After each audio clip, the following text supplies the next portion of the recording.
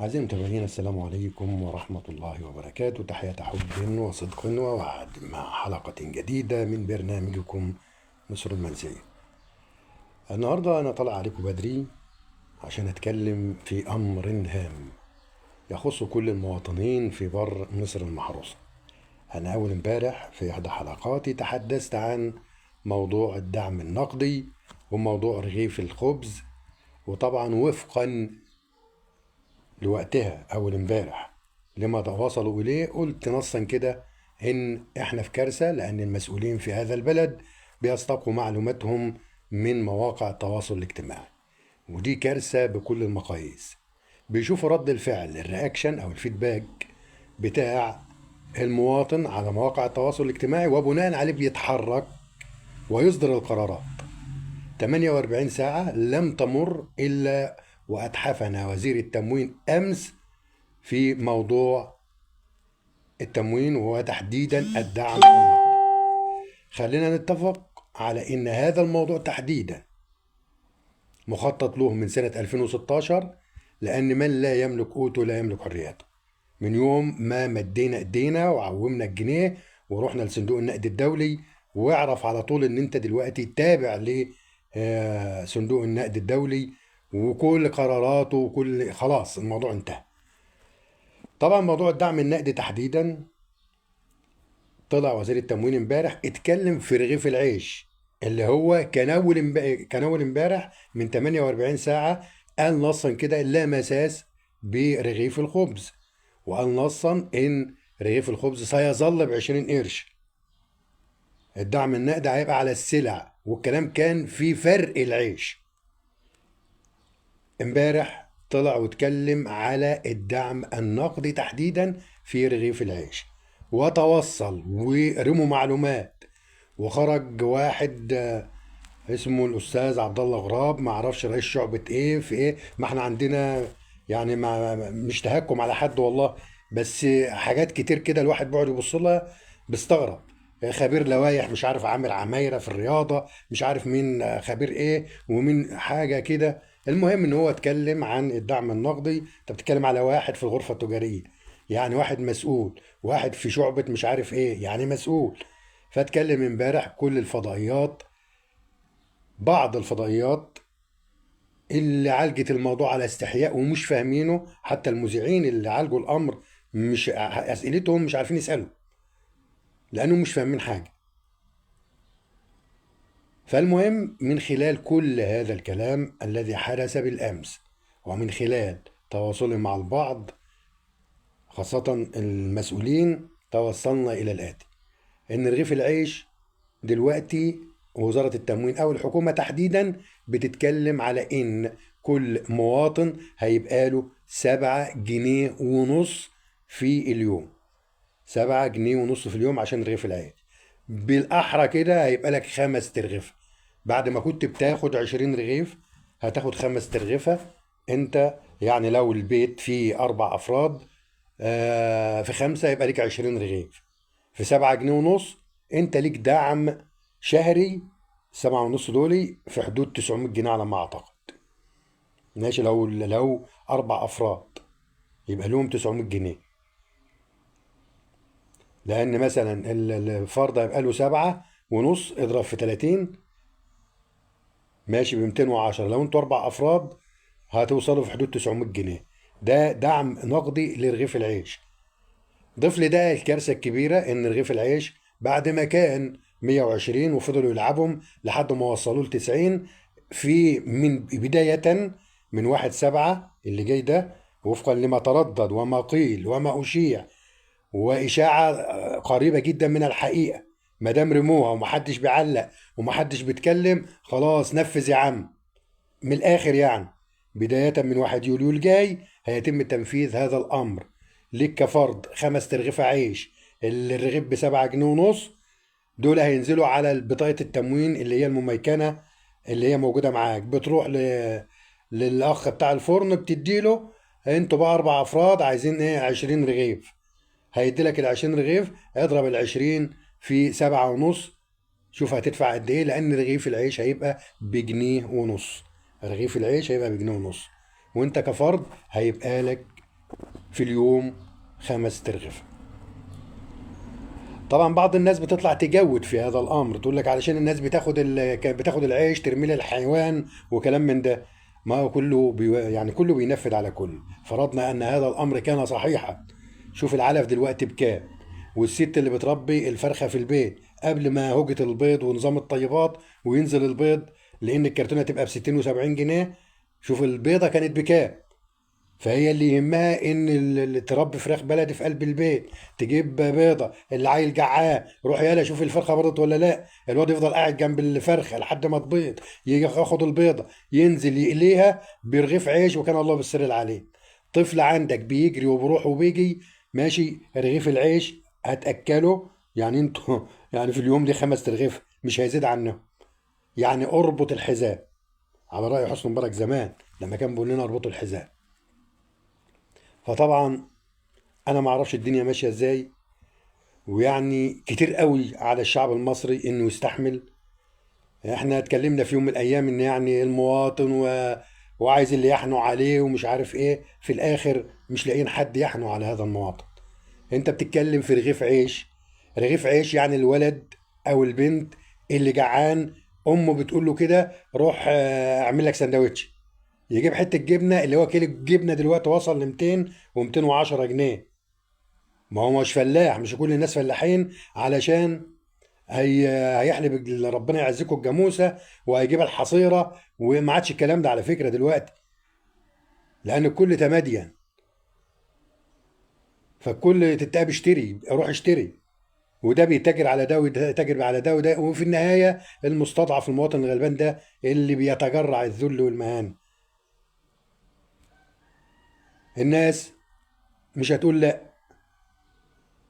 لان انتوا شايفين ردة فعل الناس وصلت لدرجة.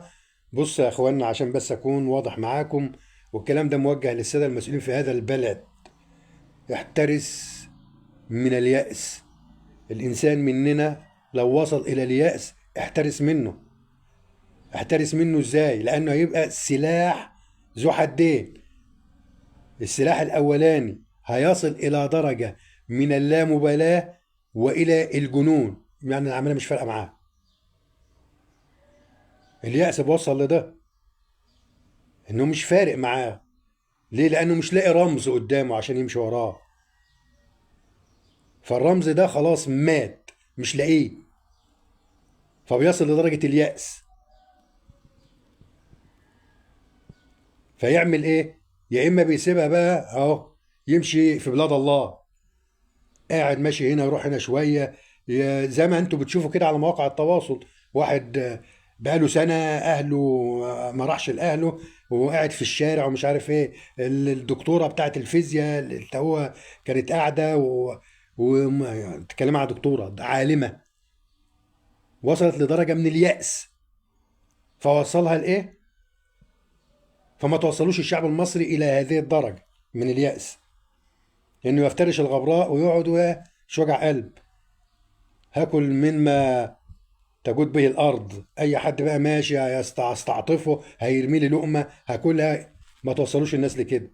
انتوا عايزين دوله منتجه. انت بتتكلم على شعب 3/4 شباب يافع، هو القوه الداعمه لهذا البلد، هو القوه البشريه. اما توصل هذا الشعب لليأس يبقى انت بتقضي على هذا البلد. اذا كنت كمسؤول مش فاهم الكلام ده ولا دارس سيكولوجيا هذا الشعب يبقى عليه العوض. انا بتكلم كناصح امين. يا جماعه حرام اللي بيحصل ده. اذا كنت بتتكلم في موضوع دعم نقدي وتقلل كمان كميه الجرامات بتاعه رغيف العيش، انتوا بتذبحوا الناس. ما تقولوش اصلا بنحارب فساد. فساد ايه اللي انت بتحاربه؟ فين الفساد؟ ما روحوا شوفهم بتوع الساحل وبتوع ايجيبت. انتوا جايين على الناس بتوع مصر الغلبانه لايه؟ جايين على الناس اللي بتقعد طول الليل بتجيب الوصلة ولا بتسرق الوصلة علشان تتفرج على ماتش لمصر ومش عارف ايه في كأس العالم. بتكلموا في شعب قاعد بيداحل في بعضه على مواقع التواصل الاجتماعي على الاهلي والزمالك. مش منتخب، اصله واخد 8 من الاهلي وما خدش حد من الزمالك مش عارف ايه، وناس قاعده تحفل على بعضها. ما الناس مش فاهمه حاجه، الناس مخافضه. ما هو ده اليأس، وصلوا لدرجه من اليأس. فيتكلموا في ايه؟ فيتكلموا في الحاجات الهايفه التافهه اللي زيهم. عفوا. فما توصلوش الناس لدرجه اليأس. رغيف عيش ايه اللي هطبقه من اول يوليو وتدي لي انا كمواطن 5 ترغيفه؟ طب انا راجل كبير هقدر استحمل، انما ابني الصغير ده ولا ابن ابني ده عيال بتجري، يعني عايزه تاكل. ما انا مش هروح اجيب سمك، كيلو السمك ب 140 جنيه. كان زمان كيلو السمك ب 10 جنيه وشويه رز والسلام. دلوقتي شوف الرز، لما احنا داخلين على زراعه الرز دلوقتي، شوف تجهيز الارض قد ايه. الناس حتى ما عادش بتعمل مشاتل في قلب الارض، علشان بقول لك اما بعمل المشتل النفر دلوقتي ب 250 جنيه. فانا ليه هجيب الفدان هيبقى عايز له 14 فرد في 250 بقد ايه؟ فالناس لجأت، الفلاحين لجأوا للبضار. الناس الفلاحين عارفين الكلام ده. ما بيعملش مشتل فيقول لك ابدر يا عم واوفر المشتل ورعايته واوفر الشتل. شوف شكارة الكيماوي وصلت لكام في النهاية يوم الحصاد، لما هيبيع الطن الرز هيبيعه بكام؟ المواطن نفسه بقى هيشتريه، هيروح يشتري مثلا عنده 5 6 عيال فهيشتري ربع طن، هيشتريه بكام؟ ما بآلاف. إذا كان موظف أنت موقف الأساسي بتاعه على 2014 وبتخصم له على 2020، هو ده العدل يعني؟ يعني هو ده العدل؟ انت لا حركت الاساسي بتاعه ده عشان ياخد حقه، بيروح يرفع قضايا، يروح يدي للمحامي الشيء الفلاني علشان ياخد له 7 8000 جنيه، يدي للمحامي فيهم 1500، فيلجأ للقضاء عشان ياخد حقه، في حين ان ده حقه اصلا. فليه انتوا بتعملوا مع الشعب المصري كده ليه؟ انتوا بتعملوا مع الغلابه كده ليه؟ فما ينفعش باي حال من الاحوال اننا نصل الى هذا المنحنى. انا كحافظ عارف الكلام ده من زمان واتكلمت فيه مرارا وتكرارا، ووصلت لحاله من اليأس. مش هقول لكم لا، انا كحافظ وصلت لحاله من اليأس اللي عمر في حياتي اليأس ده ما كان يترك لا فكري ولا ضاري ولا عقلي. في ظل هذه الحكومه وصلت لدرجه من اليأس، لان مفيش فايده في اي حاجه. حتى الشعب نفسه شعب عليه بتوافه الامور. معظم الشعب دلوقتي تابع بس مواقع التواصل. الناس وصلت انها بتبيع اجسادها على مواقع التواصل الاجتماعي عشان تجمع ترندات. الناس وصلت ان عيال، ما انا بقول لك القوه الداعمه لاي شعب في الدنيا هم الشباب. لما تلتقى امبارح مجموعه شباب يدخلوا زاويه من الزوايا مسجد، ماشي، ويقعدهم والواد يطلع على المنبر ويقعد يعمل ان هو بيخطب ولابس لي فانيلا بحمالات، منظر ده دين. عارفين ده ثوابت. انا مش اخوانجي ولا سلفي، ولا انا راجل ناصري، بس عارفين وصلنا لدرجه ايه عشان يعمل ايه؟ عشان يعمل ترند، عشان في النهايه اقول لك انا هقبض بالدولار. لما تلتقي ست البيت تقول لك روتيني اليومي. روتينك اليومي ايه؟ تقوم من صباح ربنا شاحنه الموبايل بتاعها، حاطه فيه مش عارف الباقه بكام، وحاطه الموبايل ولا جابها امها ولا جابها بنتها وقاعده تصورها، وايمانه بقميص النوم وداخله اوضه النوم وقاعده مش عارف بايحاءات متنيله ب 60 نيله وبتوضى بالفرق. هو انا استفدت ايه ولا اتنيلت ايه؟ كل ده علشان تعمل ترند، علشان تجمع مشاهدات، عشان في الاخر ممكن تضرب معاها يبقى يجي لها بالدولار. يعني وصلتوا الناس لايه؟ يعني مفيش عضو فاعل في البلد، مفيش مفكر، مفيش عبقري، مفيش واحد عارف يكتب مقال، مفيش واحد عارف يقول كلمتين.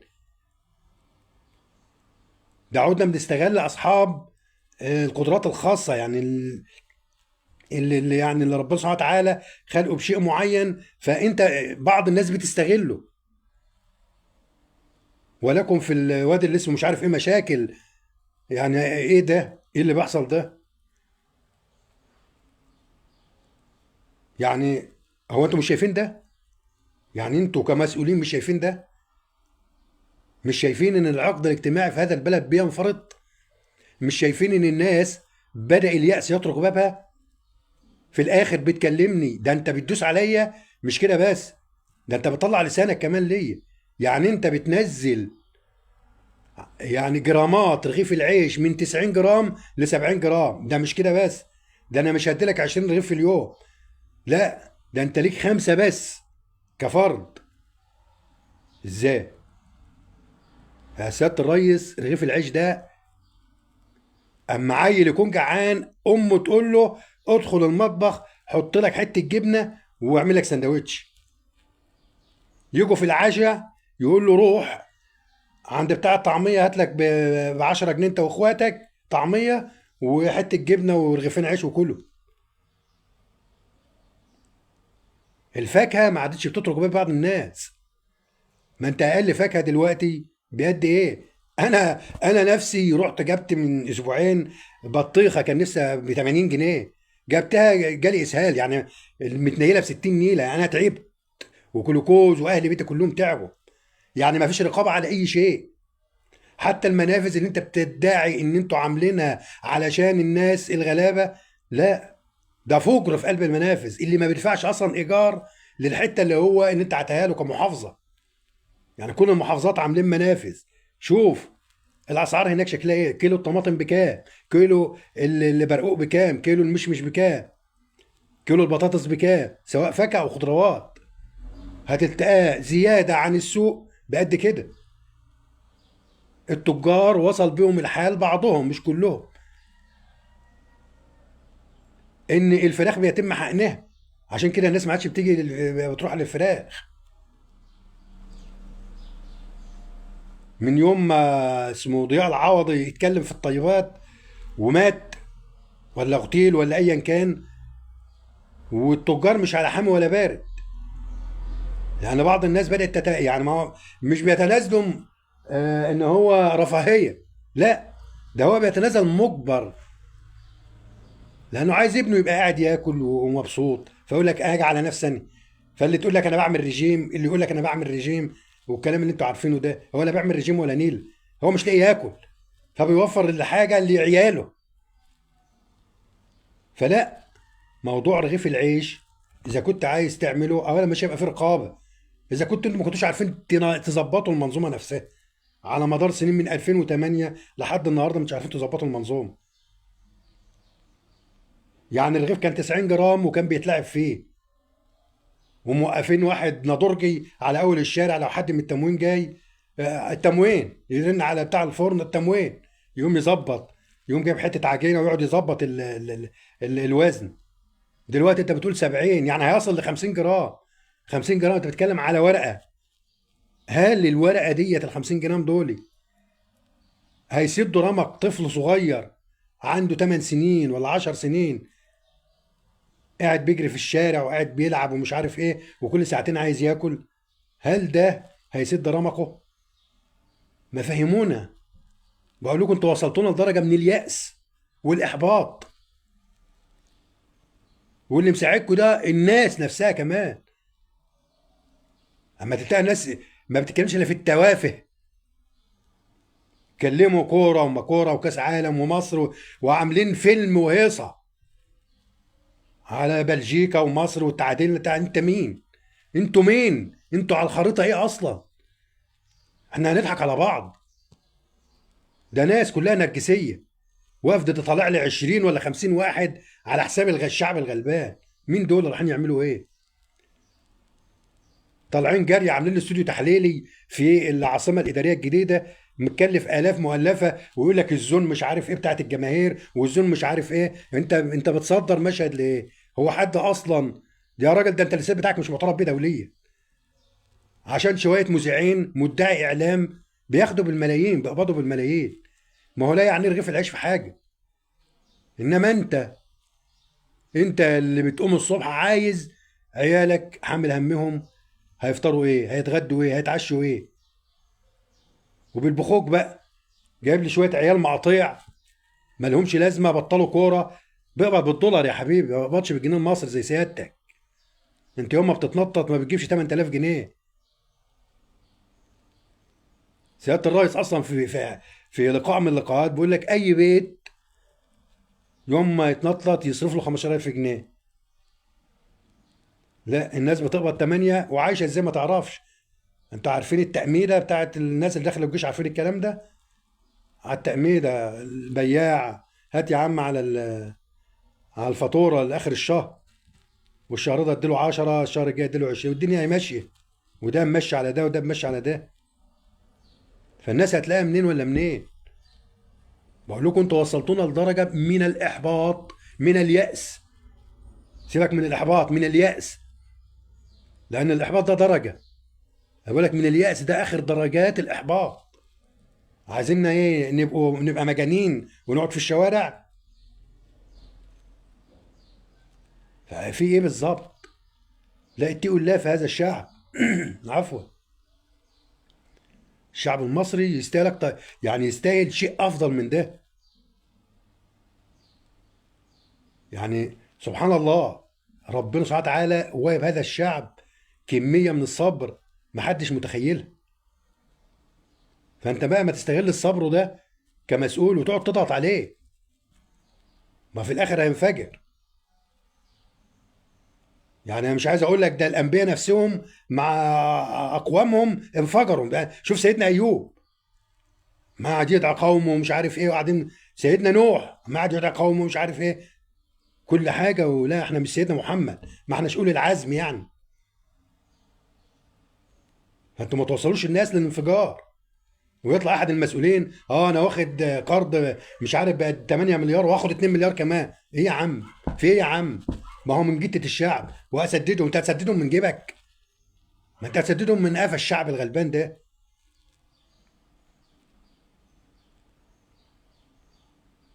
فحرام، حرام اللي بيحصل ده، حرام. مش عارف الواحد يقول ايه. ده الواحد ما عادش ليه مزاج لاي شيء، لاي شيء. تخيلوا، لانك انت ما انتش عارف تعيش اصلا.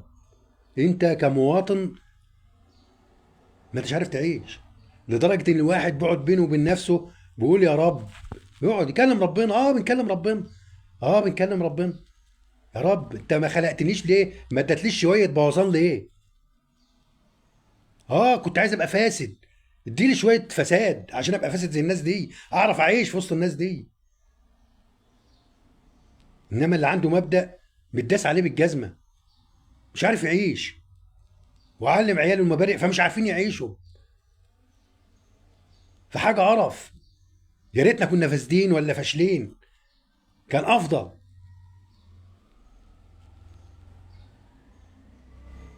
قاعد بتعلم في الناس وقاعد بتظبط في الناس، والانتماء والمجتمع والدنيا والحكايه والروايه. تلتقى الناس نفسها داخله تشوف اللي بترقص واللي عامله مش عارف الروتين اليومي بتاعها ايه ده؟ ايه القرف اللي احنا فيه ده؟